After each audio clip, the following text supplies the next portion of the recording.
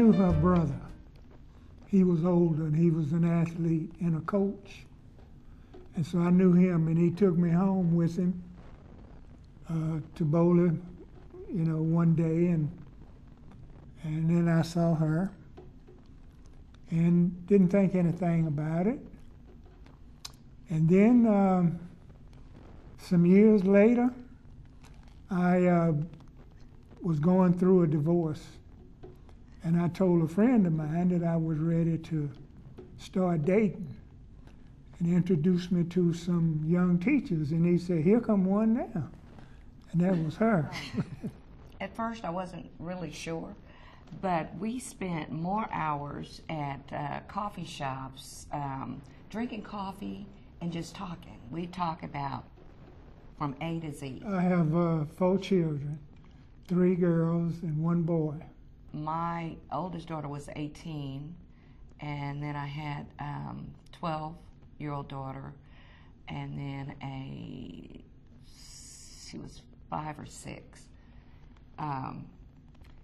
And so it was an unusual situation, because here's a guy that's already raised his family, and I was just in the midst of mine. I always felt like young kids kept you younger. You have to keep up with what's going on in their world, because you need to communicate with them. They didn't mind me being in the house. They didn't want me to tell them what to do. That my children. And so we had to get that straight.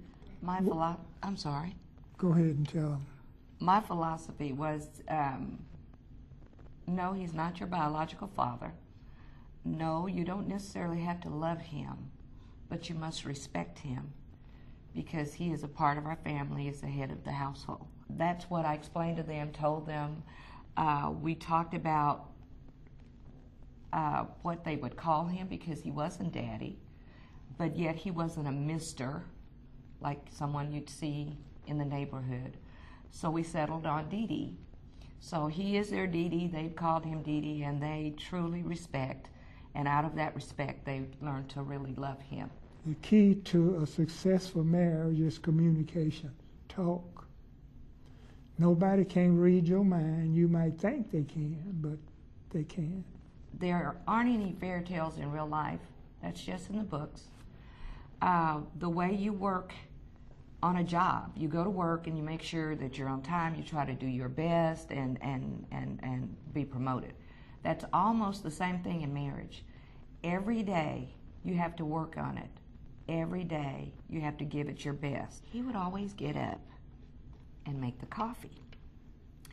And then he'd come back and gently say to me, "Sugar, it's time to get up." So then I get up, we'll go in the kitchen, we'll have coffee, and when he was talking about, we talk about things, we would discuss just, you name it, and I mean, we had to get up, I had to get up a lot earlier, just get up in an hour and then you're going out the door. So we gave ourselves about 45 minutes where we just drank coffee and would chat. We're young at heart, so we're just young at heart. We just do all the things that a 23 or 24-year-old couple would do.